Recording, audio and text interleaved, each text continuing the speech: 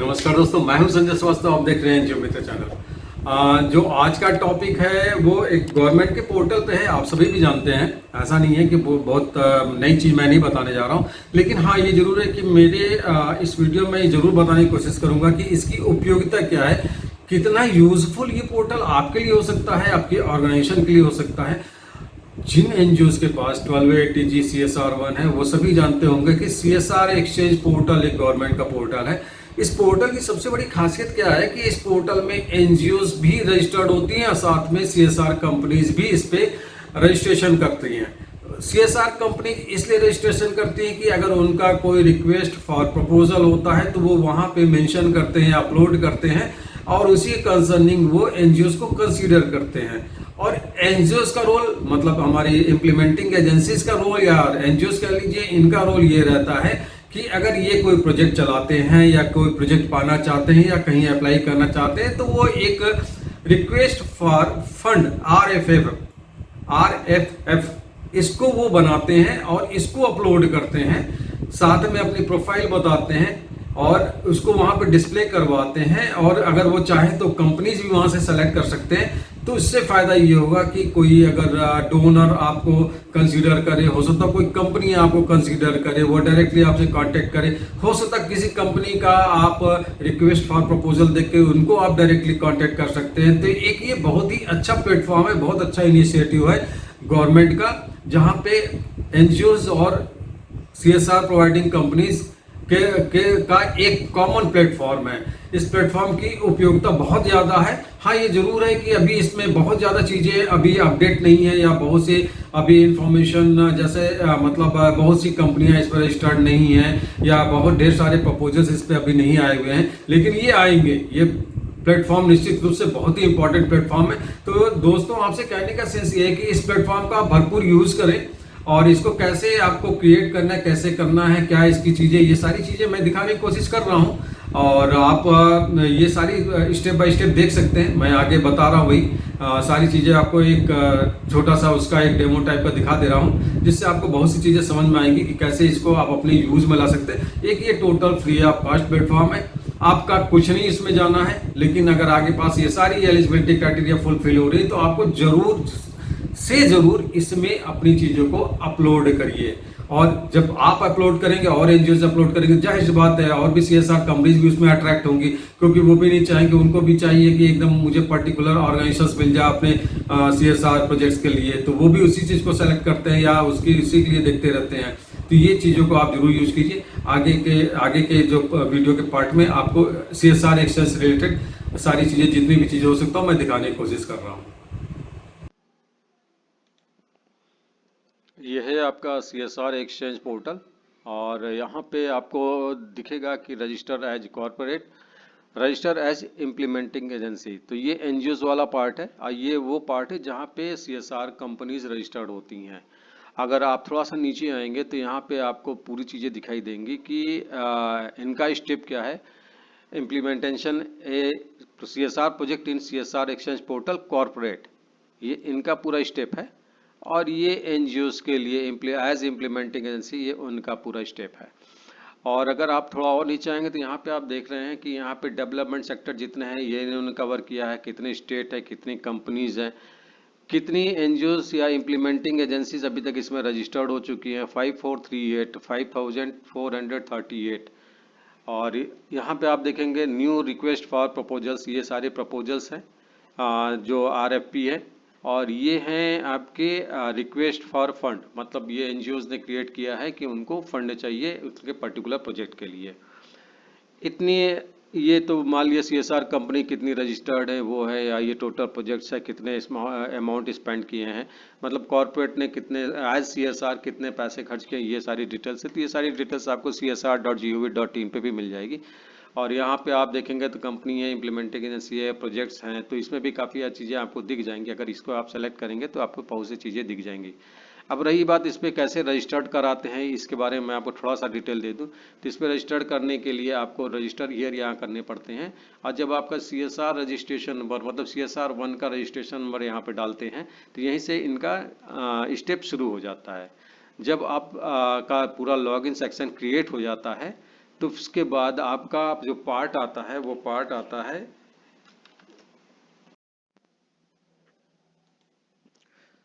जब CSR exchange portal में आपका लॉगिन बनने के बाद जब आप लॉगिन सेक्शन में आके इसको लॉगिन करते हैं तो ये आपके सामने आता है, ये एक इंटरफेस आता है। यहाँ पे आपको करना क्या होता है ये मैं बता दे रहा हूँ, नहीं फिर भी मैं बता दे रहा हूँ। जैसे यहाँ पे ऑर्गेनाइजेशन की समरी है, ऑर्गेनाइजेशन समरी में कुछ ऐसा लिखना है कि आपके ऑर्गेनाइजेशन का प्रोफाइल भी आपके सामने इसके सामने आ जाए और उसके जो अचीवमेंट्स है या जो कुछ भी हो आपको 500 कैरेक्टर में ही यहाँ पे लिखना होगा। थोड़ा ये इम्प्रेसिव होना चाहिए, इम्पैक्टफुल होना चाहिए, दूसरों पे इसका असर पड़े।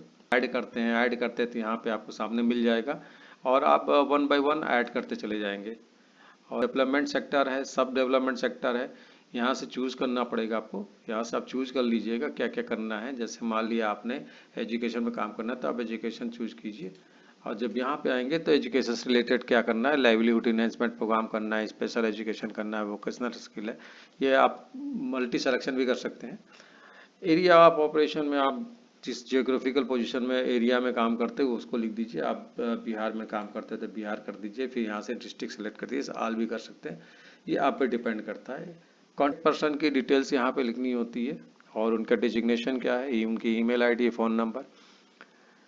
और आपका जो CSR बजट है इसके बारे में यहाँ पे आपको लिखना होता है कि CSR budget for the year क्या है।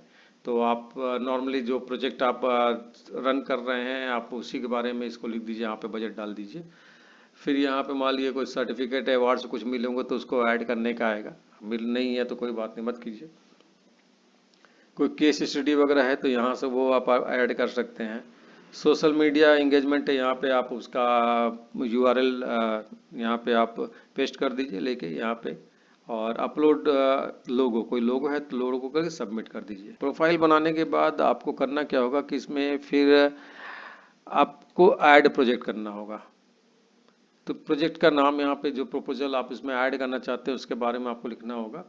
प्रोजेक्ट का नाम क्या है, इसका स्टेटस क्या है, न्यू करते हैं, ऑनगोइंग करते हैं, कंप्लीटेड करते हैं। तो आप न्यू करेंगे तो बेटर रहेगा क्योंकि आपको रिक्वेस्ट फॉर प्रपोजल बनाना है। तो यहाँ पे आपके जो ऑब्जेक्टिव्स हैं लिखने में, प्रोजेक्ट की जो समरी है ये भी 500 कैरेक्टर में लिखनी होगी, सारी चीज़ें आपको लिख देनी चाहिए 500 कैरेक्टर में, ऐसा लिखिए। स्टार्ट डेट, कब से आप स्टार्ट कर रहे हैं और उसका एंड डेट क्या है, तो आप ऑलमोस्ट 12 महीने के लेके चलिए। फिर इसके बाद से प्रोजेक्ट की एक्टिविटीज़ क्या है, जैसे क्या करेंगे उस प्रोजेक्ट में, कैंप लगाएंगे, पढ़ाएंगे, अवेयरनेस करेंगे, हेल्थ अवेयरनेस करेंगे, कुछ भी जैसा जो भी है समझ में आता है, वुमेन एम्पावरमेंट, स्किल ट्रेनिंग दे रहे हैं क्या, जो भी आपको करना है आप इसमें एक्टिविटीज़ लिखना है। बजट क्या है टोटल ये लिखना है। बेनिफिशरीज उससे कितने बनेंगे इसके बारे में यहाँ पे आपको डिटेल देनी है। अच्छा, कोई आप एक कॉर्पोरेट इसमें ऐड करना चाहते हैं जिसके लिए पर्टिकुलरली आप ये डालना चाह रहे हैं तो वहाँ से आप इसको ऐड कर सकते हैं, यहाँ पे सर्च करेंगे तो यहाँ से मिलेगा। जो इस एरिया में प्रोजेक्ट लगा रहे हैं उस एरिया के बारे में लिख दीजिए। जैसे एजुकेशन में लगा रहे हैं मान लिया तो एजुकेशन के बारे में उसमें क्या है आपका, मान लिया वोकेशनल स्किल दे रहे हैं तो वो कर लीजिए, या नॉर्मल एजुकेशन दे रहे हैं तो वो कर सकते हैं। स्टेट क्या है, स्टेट आपने जैसे मैंने बताया मान लिया आपको बिहार है तो बिहार कर लीजिए। फिर इसके बाद से डिस्ट्रिक्ट जो भी जिस डिस्ट्रिक्ट में आप चला रहे हैं वो करें। अपलोड,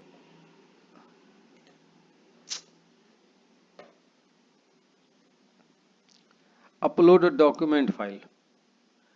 अब डॉक्यूमेंट फाइल में क्या है कि जो भी आपके डॉक्यूमेंटेशन है तो जैसे रजिस्ट्रेशन है या 12A ATG जो भी हो, आप इसकी एक PDF बनाइए और यहाँ पे सारी चीज़ें को अपलोड कर दीजिए एक ही PDF में। अब गैलरी है, अब गैलरी में आप यहाँ पे अपने इमेजेस दिखा सकते हैं कि जो है क्या क्या वर्क आपको दिखा रहे हैं या कर रहे हैं।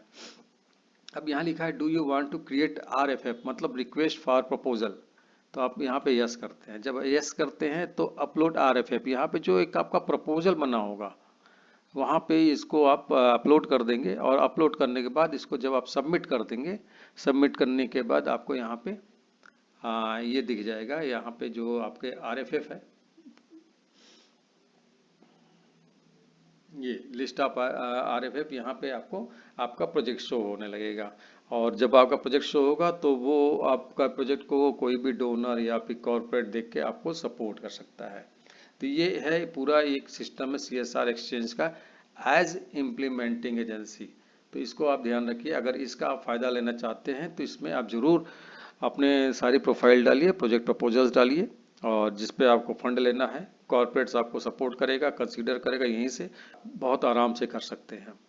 इवन इसमें अगर आप मान लिया आपको आरएफपी है, किसी का आरएफपी यहाँ पे आपको शो हो रहा है, आप जाएंगे फ्रंट पे आपको मिल जाएगा, तो वहाँ से भी आप डायरेक्टली उसको अपना प्रपोजल भेज सकते हैं सेलेक्ट करते हुए। तो ये बड़ा इजी प्रोसेस है, आप इसका जरूर फ़ायदा उठाइए। और बहुत अच्छा पोर्टल गवर्नमेंट ने बनाया है। उम्मीद है कि मेरे इस एक्सप्लेनेशन से आपको ये सारी चीज़ें इस पोर्टल के बारे में समझ में आ गई होगी। मैसेज डालिएगा या फिर बात करने की कोशिश कीजिएगा।